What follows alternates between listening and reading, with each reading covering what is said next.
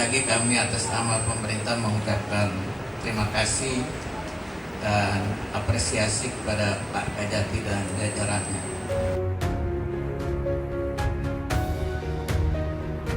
Hanya fasilitas kesehatan yang dimiliki oleh Kejaksaan Tinggi yang berada di pas perbatasan antara dua daerah ini niscaya akan bisa memberikan pelayanan kesehatan.